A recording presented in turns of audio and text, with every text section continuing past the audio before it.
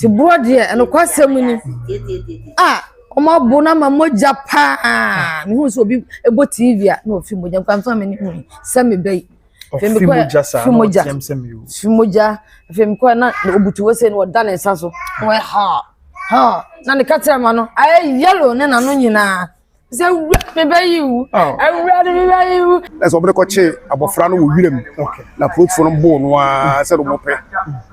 etimra omo yesa omo de esa eko ma protfo no tika omo sa fa ya omo de ko no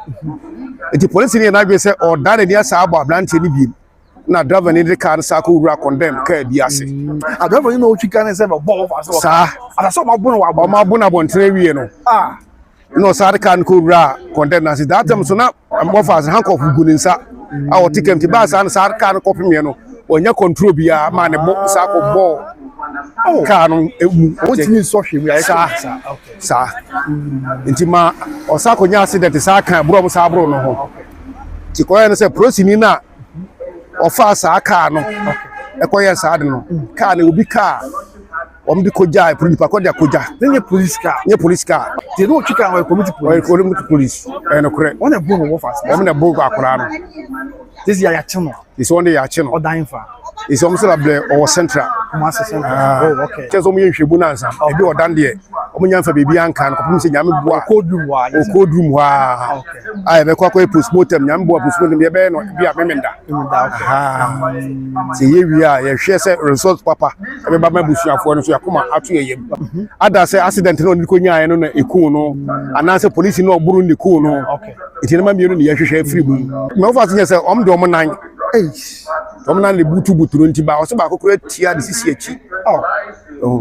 ne finti se no owu ye no musable ene mebu ayi ntimi kan nyina se bodu ma se de no gbogu gbogu de yam tia ana de wo wu pa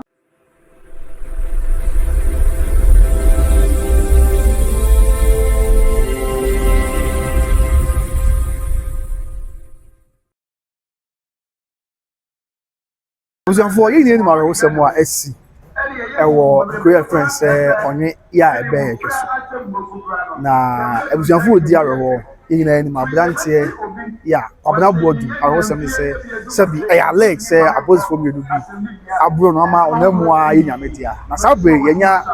ne wo fa ewo hase no ma na kwaba ne di ko akre do so won sempa e chama ofa we di ya ko no a wada medasi akombo ko de nyame nam so e nyame adom yeso we di be bleti asa na ye banko ma ye bi so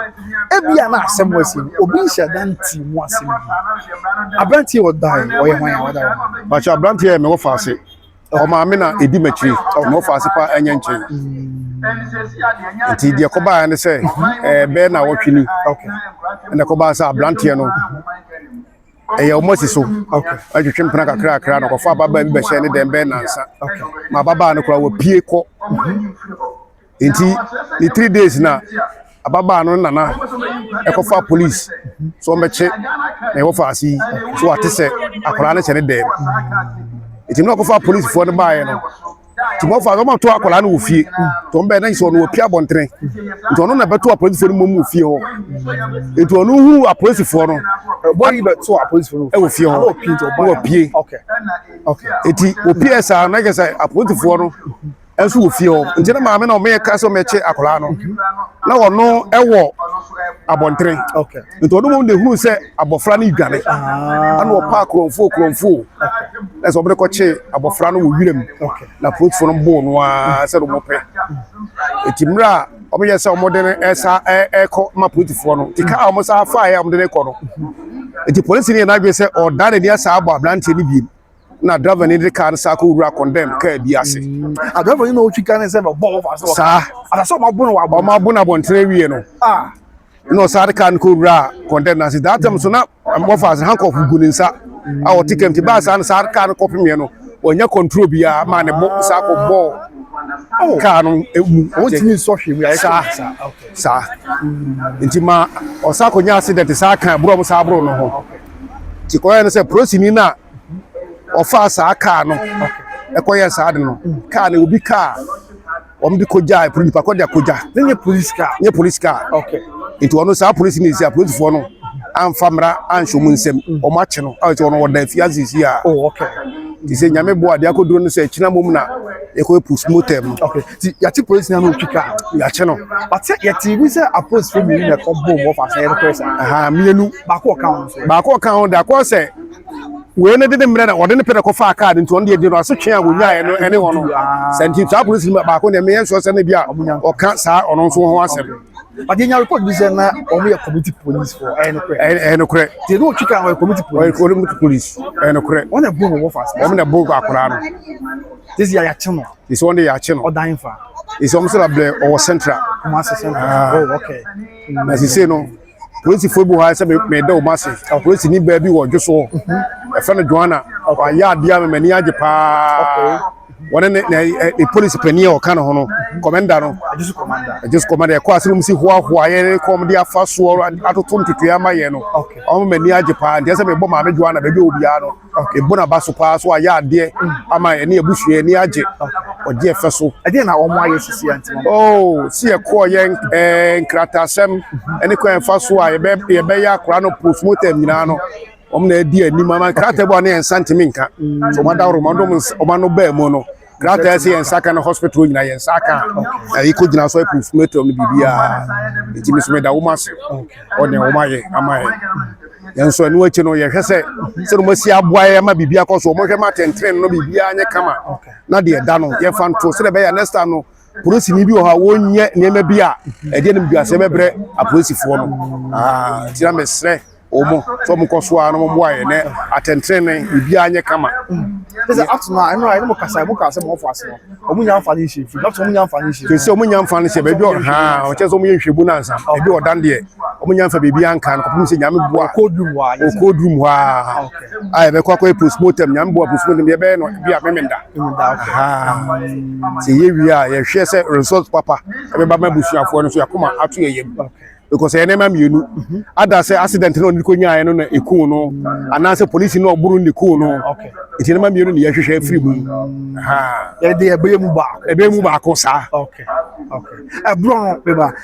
also omo de dia sa omo sa omo de bro na na se me ofa se say omo de omo nan omo nan le butu no nti ba o se ba kokora tia de sisi achi infinity say no owu ye no mo sable eni mebu a ntimi kan nyina se mu ade ni ade ne mebu mu a se dan bodu ma se de no gbogu ho gbogu ni yam ti a na de owu pa nti ya mebu a eye koye no ni behunu se ada se accident ni ku no edan se bro ni ku no nti aye ni brisa mama ye izensu ni nyina so akoy sika se yesra adofo adawro ma mo nsem wo bie se mo hu embo na meboaye se we ye koy kra hu sika kwanya asem ketwa se yesra mo adawro ma meboaye na mo meso yasene ni ntimi mfa de da to de da na asumbiam na naja abusuan so yakoma anto ye ya hwe ye de hye pa wodi mu awo sombo maye awo ya busua krachi a bibi o na ye maye di ade a aye bibre ofa metese minim se on se oba ye nkuro mu se ya e den ya boss for wo ye patam ye ni mo ye na mo koba sa boss ni ko na allegedly this wo ye mo di ensa unim no ana me de minino okay minino sa police no but how area boys bi so mo boys ne bi ni no ma mia de binim sa police no the near fika kra na wo ya branches ya branches omo ye mrante bom so ba ko mu ba ko de nso etitia to so se de na ma wo mutimi nya asa wode na sempo ba akwa be hye de no kwa ma wo bonsa so no de utie ensen ma me no ko ye case ne ka ho ma me hye mo kutu ma me hye mo kutupa ma me no ko ye case ne so no mo kasai se bi o timo mutimi boa ne edi akora ndwuma no so mi bibia e wo sika bia so de ma wo mo nti ma me ne ka ho ne ma wo mutimi ye sa de no wow etika police won timi nkotu ka wa bra ye ma wo kwan fa na fa ya je sa obi ka ma je police station bia si wo na sa police ni ko fa sa ka no ko ye sa de so no nti je police fo ne ma ntumi se o fa sa ka no me che akora no o sa kwa committee police sa ano de sa ka no a sa de akora no ko premier e wa bro de handcuff agu ni nsa so huru enti ka no ko premier akora na nya ontimi so hwe mu sa eti no ansa o ko wu a o ko pimti ade no de sa da se free accident no se free bro mo bo no enti nyame boa postmortem na yekoye no ade behu de besi It is about akwada no a obehye wo fase dem akofase we da be o ne ma me ase na omu no bodwane no o se akura na de ehu no biem na maame no se ehu no ese maame no kokuma se ehu no senke ba ye kura nke bibi se obi amadwato na wo so na ma na ba nke bia nka be pepe ni mu bi de adwato aba se enya si tu pacho bi se nya ma bibi ansi bibi ansi anti ye hwe de maame no ba be ka meka bibi anso ankyere nso enim kwan so na ma enso betu afa ho asa na che me ba fie mate se mo fase se no ofa bi kura wu a wona na yie hu bibia mo chere ne nkata bibia wo no no kresa no kresa isi akura o down sisi o ko kan wo fa no na me na me de ko e nti na me am de no fa no ko nti ko ba na me de krata na man se onyi sie okay on kipu sa krata no ana de si ono nso akoka ne wo fa no ho nti krata na ne wo fa de ne se o we ho sisi a fe ne ye hwehwe e no nso agya ho kro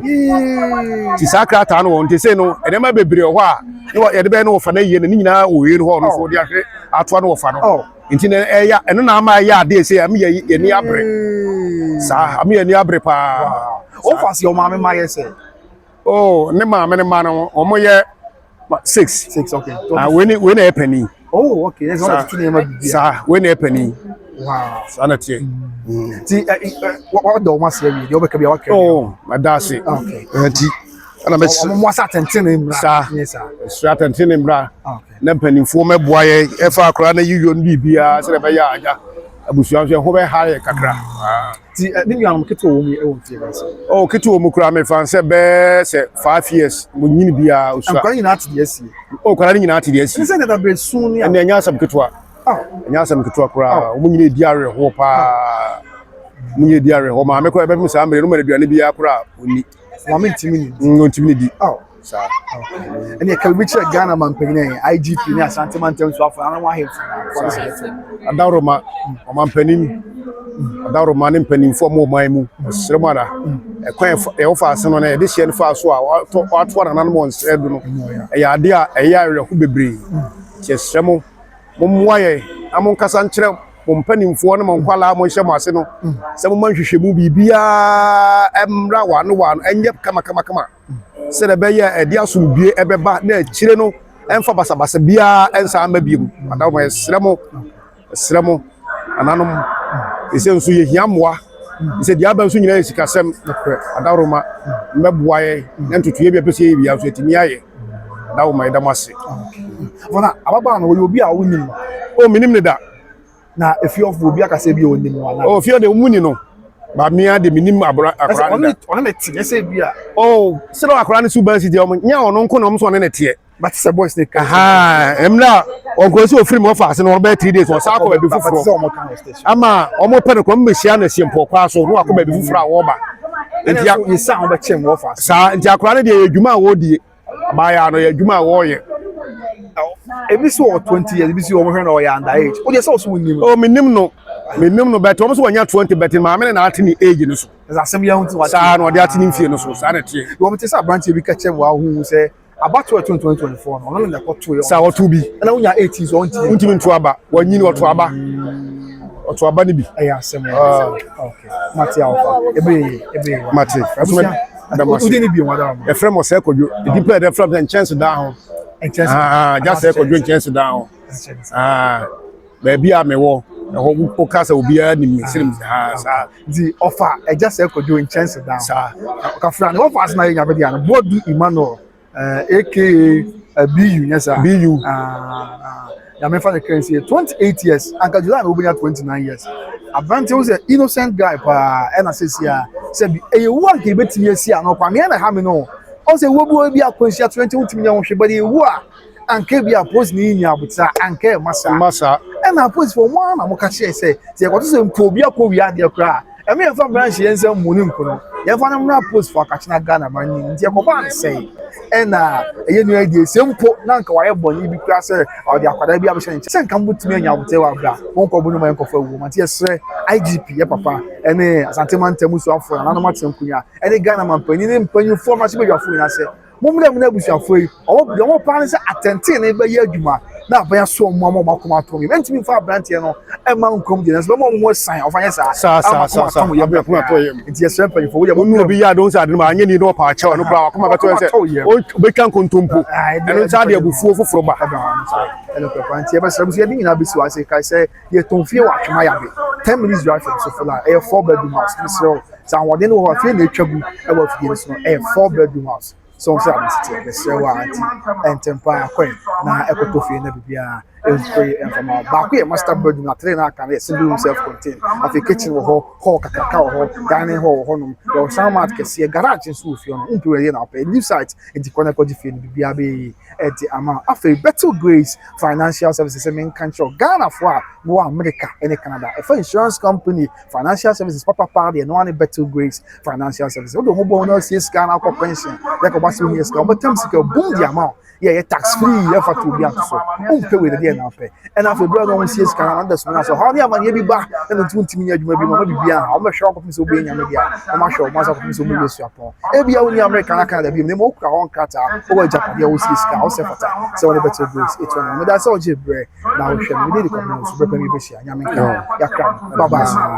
ayɛ tɔn yɛwɔ perfume nneɛma yɛde gu yɛn ho ma yɛn ho yɛ hwɛ na nea yɛn ani gye wɔ mu no sɛ perfumes no egu show ha no sɛ wobaa nea wɔn ani gye ho bia yɛwɔ ho tester ɛna wɔyɛ showcase so wɔ ha yi yɛka tester na ɛkyerɛ sɛ nyɛ sɛ ade na aba abɛtɔ no wonim de wei a na ɛteɛ na ba a wɔhwɛ ti wɔyɛ amber glow bebree wɔ hɔ ti wɔhwɛ yɛma wo nua na wohwia na sɛ w'ani gye ho a na wafa